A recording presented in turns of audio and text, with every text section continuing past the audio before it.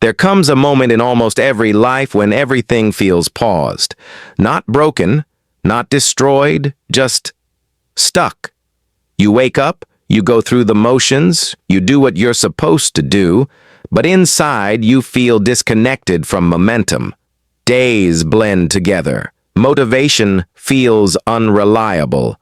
And the hardest part is not the struggle itself, it's the silence that follows, where nothing seems to move forward. If you feel stuck right now, understand this first. Something is not wrong with you. Feeling stuck is not a personal failure. It is a signal that the version of you that brought you this far cannot take you any further. Growth always begins with discomfort, and being stuck is often the doorway to transformation, even though it doesn't feel like it. Most people wait for clarity before they act. They wait to feel confident, motivated, inspired, but clarity rarely comes before movement. It comes after. The truth is, improvement doesn't begin when you suddenly know what to do with your life. It begins when you decide that staying where you are is no longer acceptable.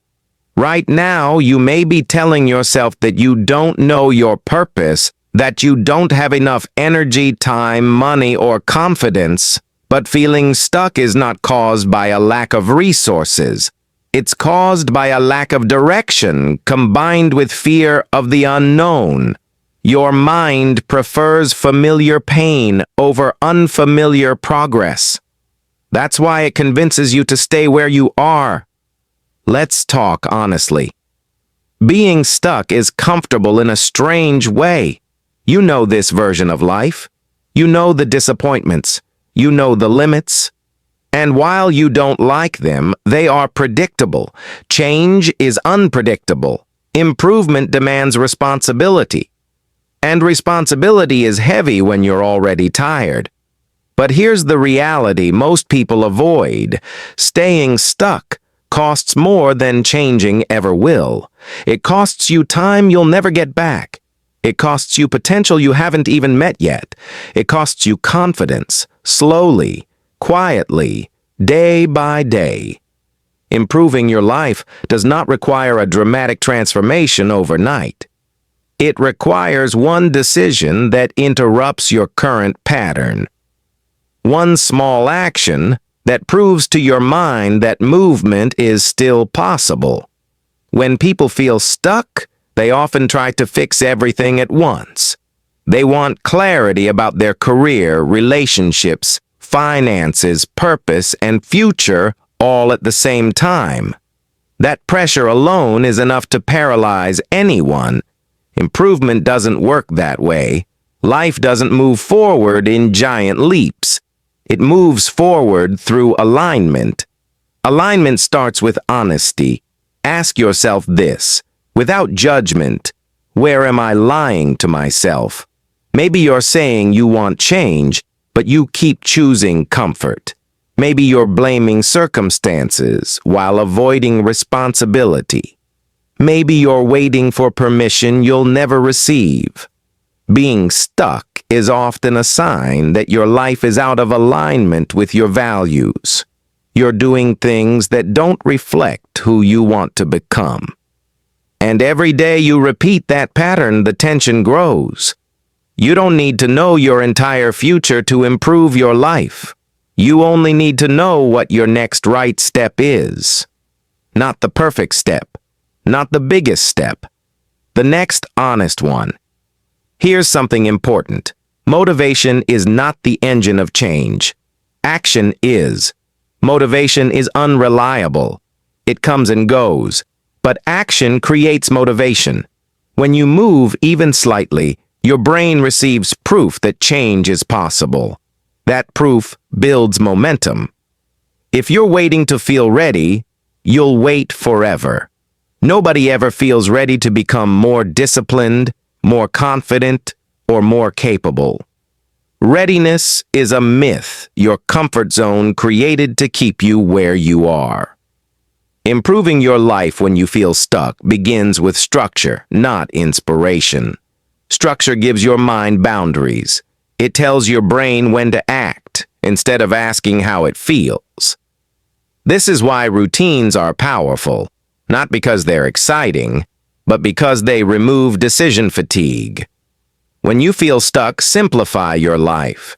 Complexity creates overwhelm, and overwhelm leads to paralysis. You don't need 10 goals. You need one focus, one daily standard you refuse to break. Ask yourself, if I could only improve one area of my life over the next 30 days, which one would make everything else easier? Your health, your discipline, your environment, your skills. Choose one. Improvement multiplies when it's concentrated. Another reason people feel stuck is because they are constantly consuming and rarely creating. They watch, listen, scroll, and absorb, but they don't produce. Creation builds identity. It shifts you from passive to active. Even small acts of creation, writing, learning, building, training, remind you that you are not powerless. You may also be stuck because you're trying to change your life while staying the same person. Improvement requires identity change. If you see yourself as someone who is stuck, lost, or behind, your actions will always match that identity. But identities are not permanent. They are reinforced by repetition. Change what you do daily, and who you believe you are will follow. Here's a truth that might be uncomfortable. No one is coming to save you, and that's not meant to discourage you. It's meant to empower you. Because if no one is coming, then nothing is stopping you either. You don't need approval to improve your life. You don't need perfect conditions. You need commitment, especially on the days when progress feels invisible. Progress often feels boring before it feels rewarding. You won't always feel proud while you're building. You'll feel tired, doubtful, impatient.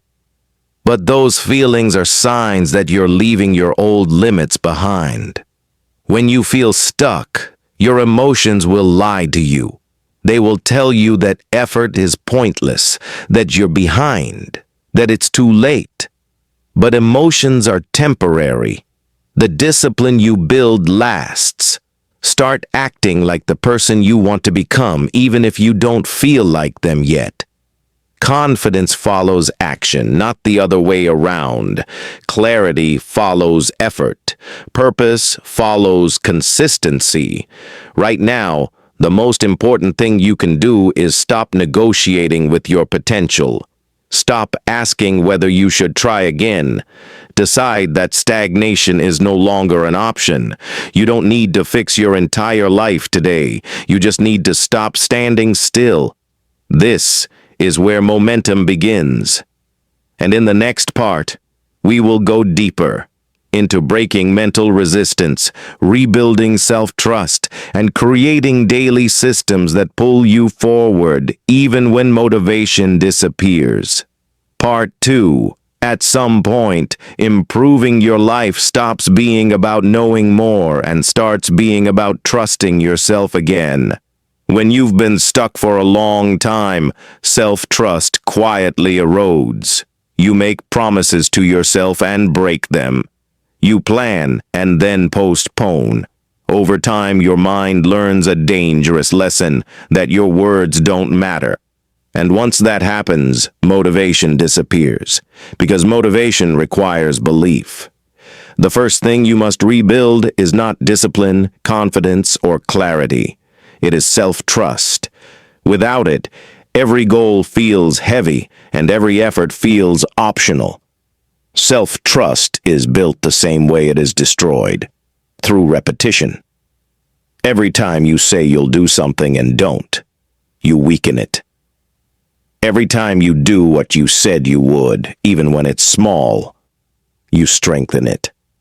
That's why grand promises are so dangerous when you feel stuck. Telling yourself you'll change everything starting tomorrow feels powerful in the moment, but it sets you up to fail. Failure at big promises reinforces the identity of being unreliable to yourself. Instead, improvement begins with promises so small they feel almost insignificant. Not because small actions are magical, but because they are believable. And belief is what your mind needs right now. When your brain sees consistency, it relaxes. It stops fighting you. Resistance fades when the task no longer feels threatening. This is how momentum actually works. Not through force, but through trust. You may think the problem is laziness. It's not. Laziness is often a symptom of internal resistance, and resistance is usually fear wearing a different mask. Fear of wasting effort, fear of failing again, fear of proving your worst thoughts about yourself right. So your mind protects you by convincing you to do nothing, no risk, no disappointment, but also no progress. Breaking this pattern requires a shift in how you approach effort. Stop asking yourself if you feel like doing something. Start asking whether the action aligns with the person you're becoming. Feelings change hourly. Identity changes through action. If you only move when you feel motivated, your life will always be inconsistent. But if you move because you've decided who you are, your emotions eventually follow.